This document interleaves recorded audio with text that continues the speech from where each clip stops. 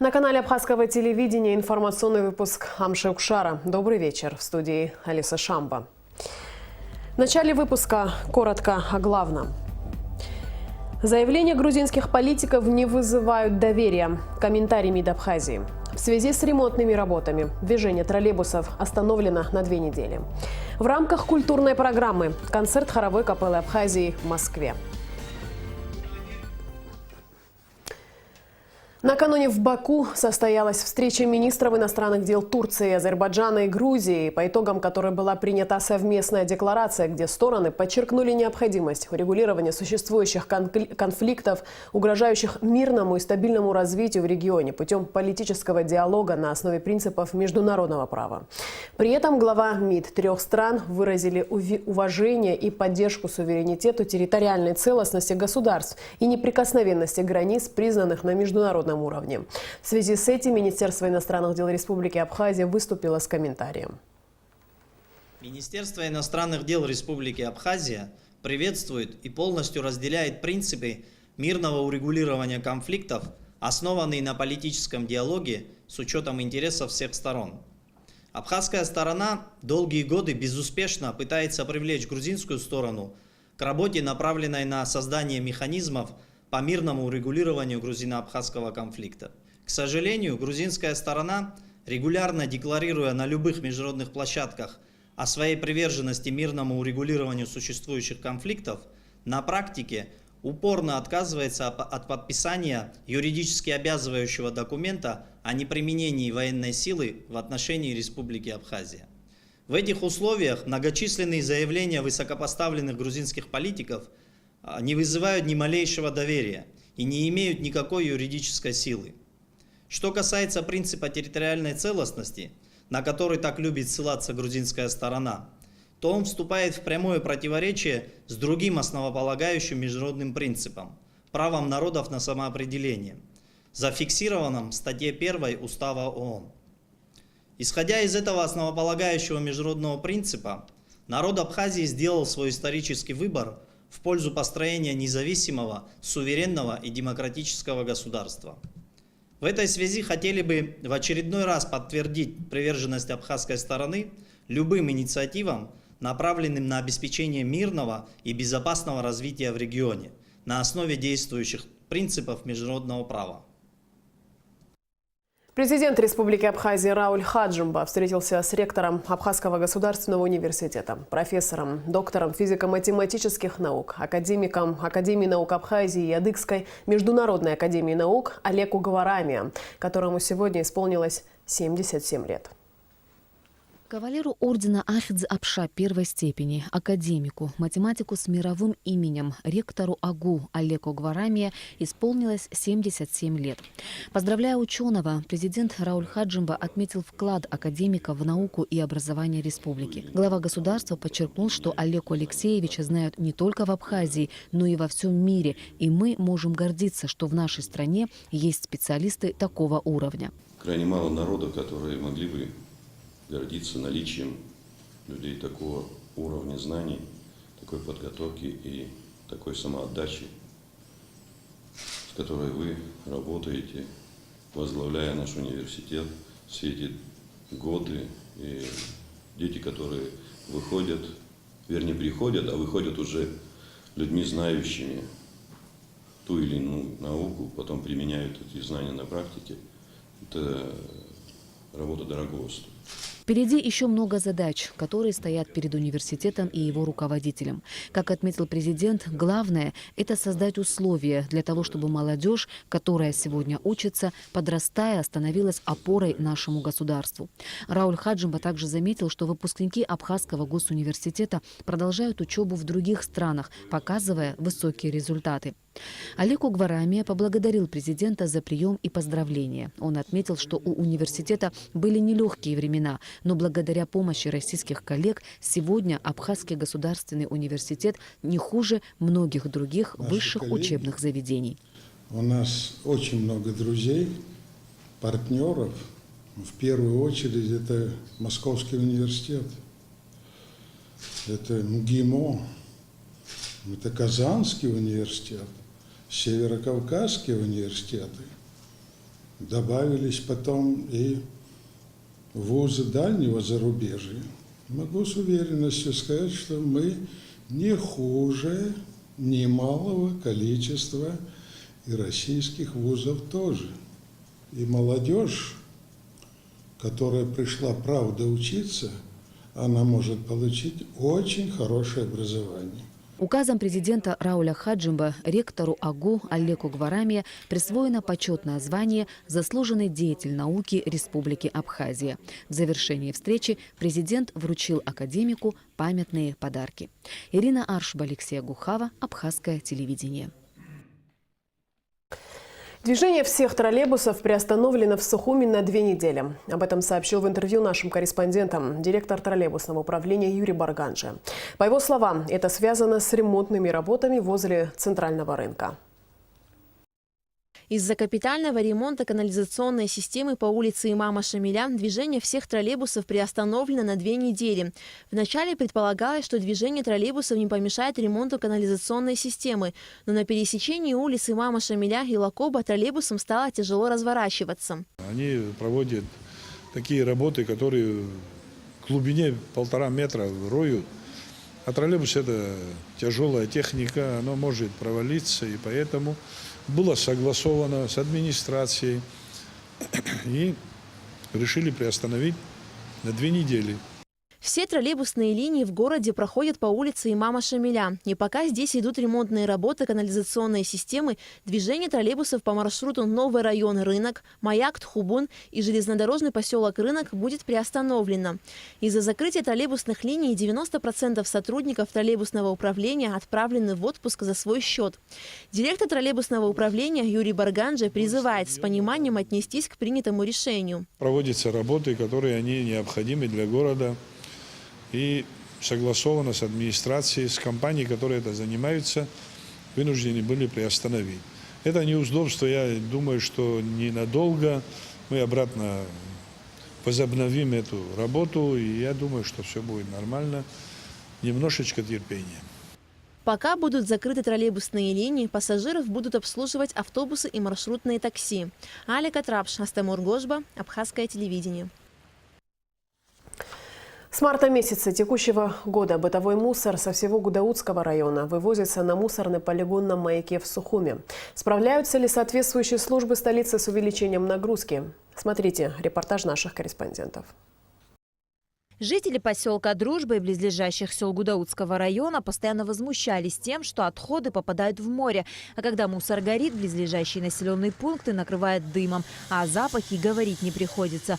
Поэтому еще весной было принято решение привозить твердобытовые отходы из Гудаутского полигона в Сухумский, где и будет производиться дальнейшая утилизация мусора.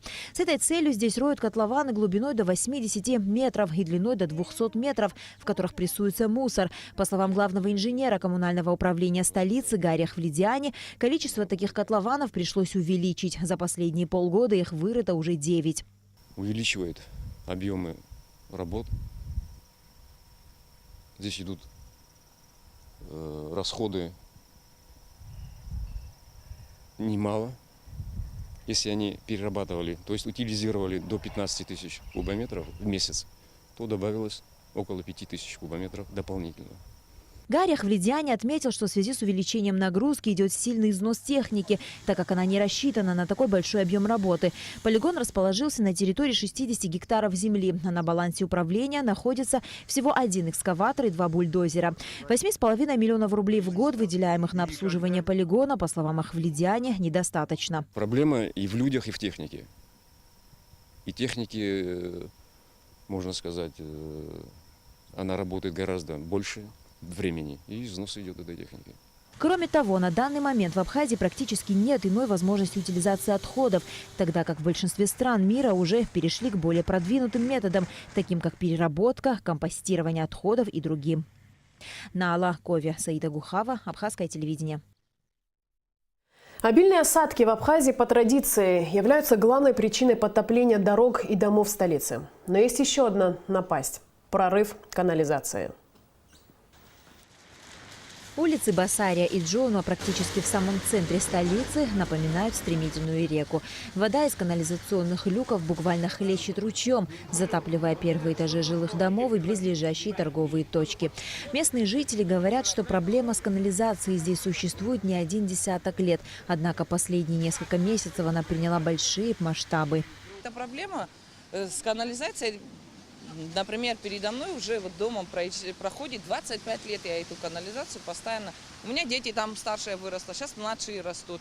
И антисанитария ужасна. Но сейчас, последние 2-3 месяца, как мы посчитали, уже в дома заходит. Мы лишний раз, я извиняюсь, в туалет не сходишь, кран не откроешь, душ не примешь, посуду не примешь, не помоешь. Почему? Потому что начинает выходить все сюда.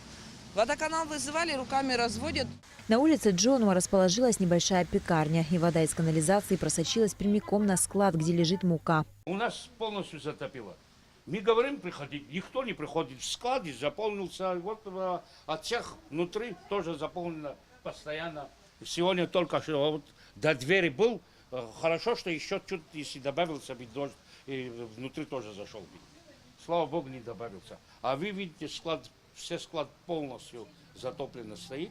Жители улиц Басария и Джонуа надеются, что глава города обратит внимание на их проблему. На Алакове Саида Гухава, Абхазское телевидение. Очередная трагедия произошла в четверг в море. Жительница Санкт-Петербурга утонула в районе Маяка. По словам начальника государственной инспекции по маломерным судам МЧС Абхазии Тенгиза Сабуа, информация о происшествии в дежурную часть поступила сегодня около 9 часов утра. Спасатели незамедлительно выехали на место. Очевидцы сообщили, что несмотря на шторм и большие волны, женщина решила поплавать в море. Далее, по их словам, ее снесло течением. Она не смогла выплыть, а позже и вовсе пропала из виду. Руководителю ГИМС было принято решение осмотреть место происшествия на катере с помощью водолазов. В 10 часов утра они вышли на катере. Шторм достигал 3 баллов. Тело женщины было обнаружено на поверхности воды в районе бывшего бетонного завода.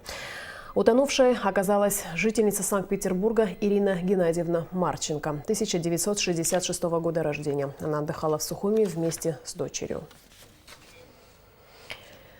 Накануне в камерном зале Московского международного дома музыки состоялся концерт Государственной хоровой капеллы Абхазии под управлением народной артистки Абхазии Норы Аджинджо. А сегодня Государственная хоровая капелла выступила в Тверской филармонии. Концерт капеллы прошел в рамках культурных мероприятий «России и Абхазии-2017». Репортаж Ренаты Шакая.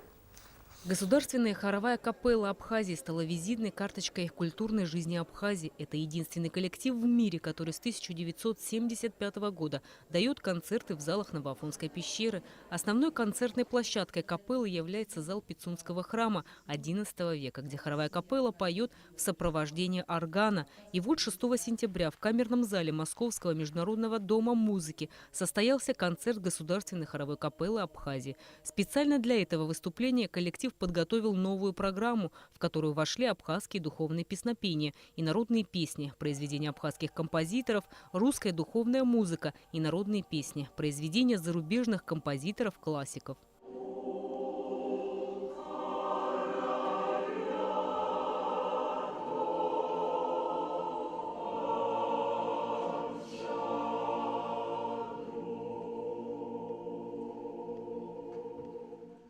Те приоритеты, которые были выбраны для 2017 года культурным сезоном, один из этих приоритетов были обменные гастроли коллективов, именно те, которые сохраняют культурное наследие своей страны и могут на языке культуры, искусства рассказывать о ней за ее пределами. Это уникальный коллектив, он является хранителем абхазского музыкального наследия, золотого фонда и культовые абхазские песни,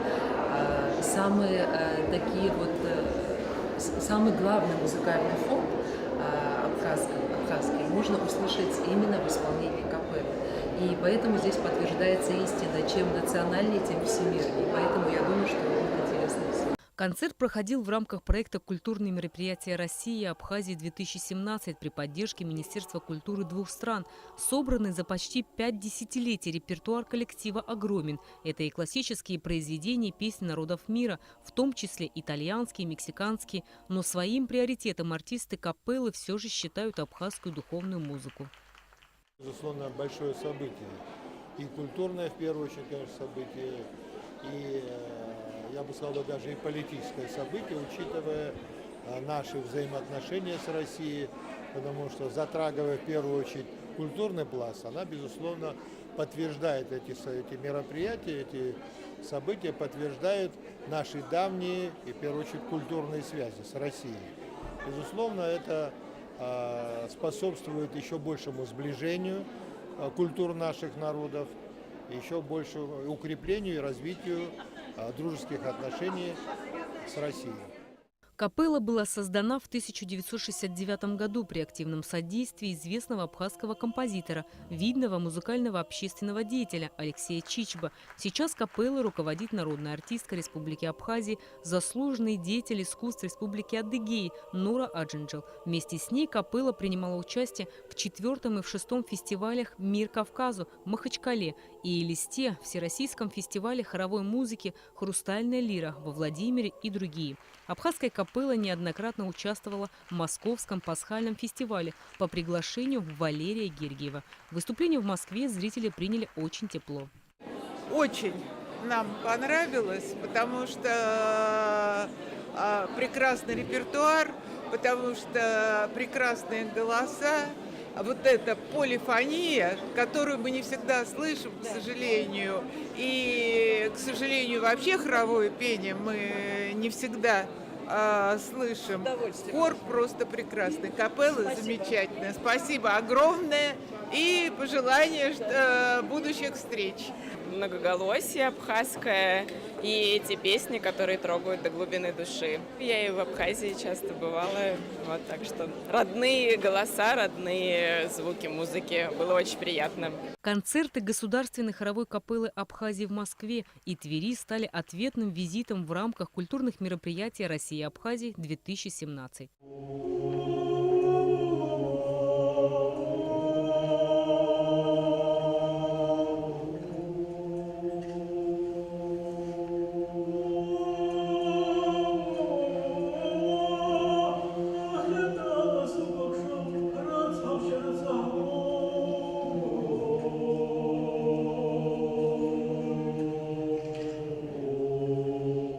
Рената Шакая, Абхазское телевидение.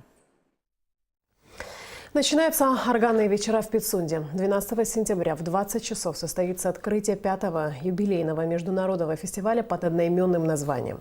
Фестиваль будет проходить по 17 сентября в Государственном концертном зале Пицунского храма.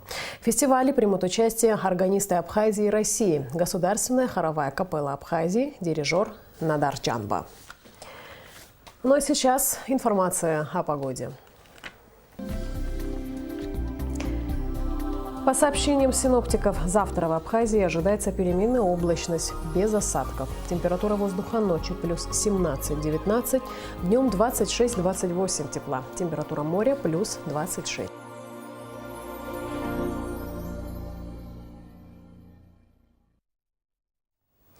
На этом наш выпуск завершен. Я с вами прощаюсь и до следующего эфира.